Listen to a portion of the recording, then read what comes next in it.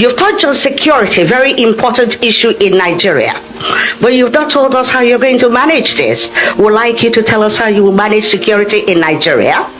And second part of my question is loads of kidnapping of women and girls in Nigeria, rape of our young children in Nigeria. Can you tell us, Your Excellency, how this will be managed? Thank you. Thank you very much for being very precise. Mr. Tinubu, we had many questions coming in live stream about how you're going to combat terrorism and violence against women, including from Bolupi Omosori. One of those philosophers I wanted doctrine that I believe firmly in is teamship, unbreakable team. To demonstrate that, I will choose the first question, assign it to Dele Alake. Okay. And the second question, assigned to Nasiru El-Rufai. Please go ahead. Security, Nasiru El-Rufai. And Your Excellencies, my friend, Mr. Alex Vines, ladies and gentlemen, security has been a big issue in Nigeria in the last few years, and that has affected not only rural economies, but agricultural production, commerce, and everything else. The Bola Tinubu administration will address these challenges, or whatever remains of it, after the efforts of this administration in at least 3 ways. First, policing. Nigeria has about 300,000 policemen for a population of over 200 million. We need at least twice that number. That will be achieved by amending the constitution so that policing can be at federal, state, and even at community level.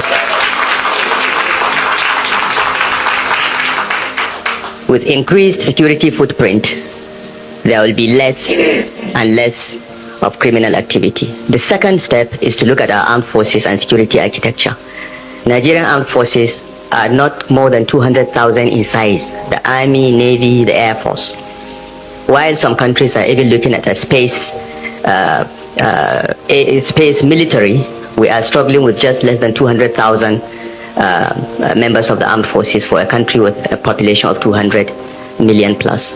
The numbers, the equipment, the skills, and the training of the armed forces will be scaled up, will be increased rapidly to meet the asymmetric nature of the security challenges that we face.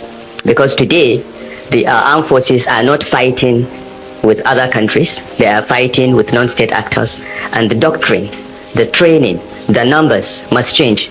And the Bola Tinubu administration already has a blueprint which is embedded in our action plan to address this. We will scale up the numbers of the armed forces, we will ramp up not only the numbers but the training and equipment. In Nigeria in 1967, the total size of the Nigerian army was only 10,000. Because of the civil war, within a year, we ramped it up to 250,000. So it can be done. And what we are facing in Nigeria today, banditry, terrorism, separatism, and oil theft, requires a new approach towards security, enhancing the numbers, providing enhanced technology, and collaborating with the rest of the world to ensure that our country is not only internally safe, but not a threat to our neighbors. Thirdly, the issue of proliferation of small arms following the collapse of Libya due to no fault of ours will have to be addressed through collaboration with countries like Mali, Niger, Sudan, and Chad, and so on and so forth. This we have already started, but this will be deepened and broadened under the leadership of a new security team under the Bola Ahmed Tinubu administration by the special grace of God. Your right to vote should not be abrogated, but promoted. However, we are still building confidence in our democratic and voting system. INEC is still yet to assure us during this election that electronic transmission, the technology being used for accreditation, and the total vote count is reliable, dependable, and assuring in our democratic process before we introduce a complicated element of mail-in ballots. Excellency John Cookson, Arise News. You spent a long time today talking about the problems that Nigeria has, but you've been an integral part of the government for the last 2 terms. Why should people vote for you? Why are you a fit and proper person to be president? Thank you very much. So the question was, you've served 2 terms in this government, so why should you be now elected as president? You've done your time in government. Yes, my name is Bola Ahmed Tinubu, and the current president is Muhammadu Buhari. And there's nowhere in the constitution that says, a current administration cannot be a continuity in their own ways. It doesn't remove me from adaptation to my own economic philosophy and developmental program. I did it in Lagos.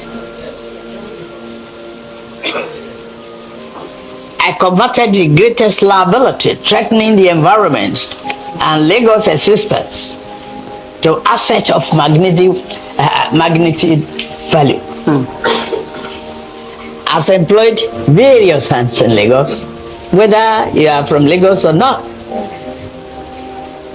I've encouraged private investment in Lagos more than any other part of the country. In fact, beating the federal government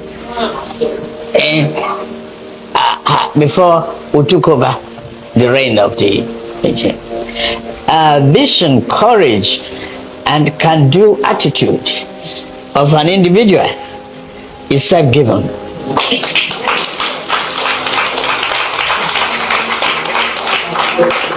And I believe I've earned that throughout the country.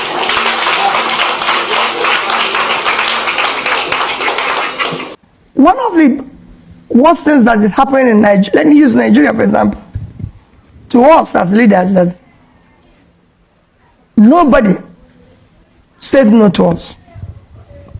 If you're a governor in Nigeria, which I've been, people celebrate you to point of stupidity.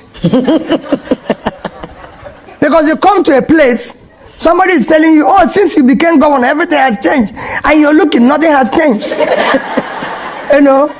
And they give us of award. They call you of name. Like you will see, His Excellency. You've been in school. When you talk about excellent, is after fair, good, very good, best, excellent. So His Excellency means a life we can emulate. But you see somebody who is not even fair. They're calling him His Excellency.